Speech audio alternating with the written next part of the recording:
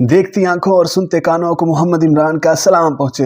एक नहायत शातिर और माहिर चोर ने चोरी की खातिर महंगा लिबास जेब तन करके मुअज़्ज़ज़ और मोहतरम दिखाई देने वाले ने शेख जैसा हुलिया बनाया और सराफा बाजार में सुनार की एक दुकान में चला गया। सुनार ने जब अपनी दुकान में वज़ा कता से नहायत ही रईस और मोहतरम दिखाई देने वाले शेख को देखा, जिसका नूरानी चेहरा चमक रहा था, तो सुनार को ऐसा लगा जैसे इसकी दुकान के भाग जाग उठे हों। इसे पहली बार अपनी छोटी सी दुकान की इज्जत और वकार में इजाफे का एहसास हुआ। सुनार ने आगे बढ़कर शेख का इस्तकबाल किया। शेख के बहरूब में चोर ने कहा, आपसे आज खरीदारी तो जरूर होगी, मगर इससे पहले बताएं, क्या आपके लिए मुमकिन है कि आप अपनी सखावत से हमारे साथ मस्जिद बनाने में हिस्सा डालें? इस नेक काम में आपका हिस्सा ख्वाह एक दिरहम ही क्यों ना हो। सुनार ने चंद दिरहम शेख के हवाले किए ही थे कि इसी असना में एक लड़की जो दर हकीकत चोर की हम पेशा थी, दुकान में दाखिल हुई और सीधी शेख के पास जाकर इसके हाथों को बोसा दिया और इल्तिजाइया लहजे में अपने और अपने अहलो अयाल के लिए खैर और बरकत की दुआ के लिए कहा। सुनार ने जब ये मंजर देखा तो इससे रहा ना गया और माजरत ख्वाह लहजे में कहने लगा, ए मोहतरम शेख,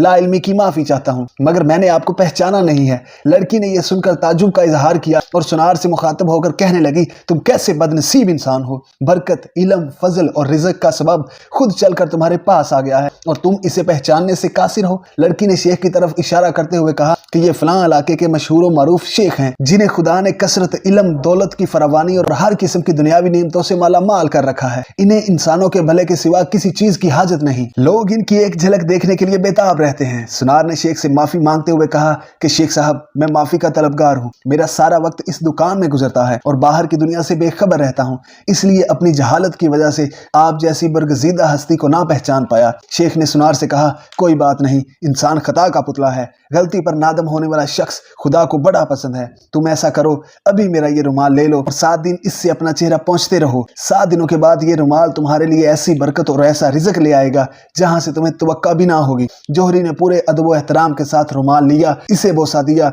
आंखों को लगाया और अपना चेहरा पोंछा, तो ऐसा करते ही वो बेहोश होकर गिरा। इसके गिरते ही शेख और इसकी दोस्त लड़की ने सुनार की दुकान को लूटा और वहां से रफू चक्कर हो गए। इस वाक़े को जब 4 साल गुजर गए और सुनार अपना नुकसान भूल चुका था, तो 4 साल के बाद पुलिस की वर्दी में मलबूस 2 अहलकार सुनार की दुकान पर आए। इनके साथ वही चोर शेख था जिसको हथकड़ियां लगी हुई थी। सुनार इसे देखते ही पहचान गया। एक पुलिस वाला सुनार के पास आकर पूछने लगा, क्या आप इस चोर को जानते हैं? क्योंकि आपकी गवाही से ही काजी इसे सजा सुना सकता है। सुनार ने कहा, क्यों नहीं, इसने फलां फलां तरीका वारदात से मुझे बेहोश करके मेरी दुकान लूट ली थी। पुलिस वाला शेख के पास गया और इसकी हथकड़ी को खोलते हुए कहने लगा, तुमने जिस तरह दुकान लूटने का जुर्म किया था, ठीक उसी तरह वो सारी कार्रवाई दोहराओ, ताकि हम तरीका वारदात को लिखकर गवाह समेत काजी के सामने पेश करके तुम पर फर्द जुर्म आयद करवा सकें। शेख ने बताया कि मैं इस तरह दाखिल हुआ और ये कहा, और मेरी मददगार लड़की आई, इसने फलां फलां बात की, फिर मैंने रुमाल निकाल कर दुकानदार को दिया। पुलिस वाले ने जेब से एक रुमाल निकाल कर शेख को थमाया।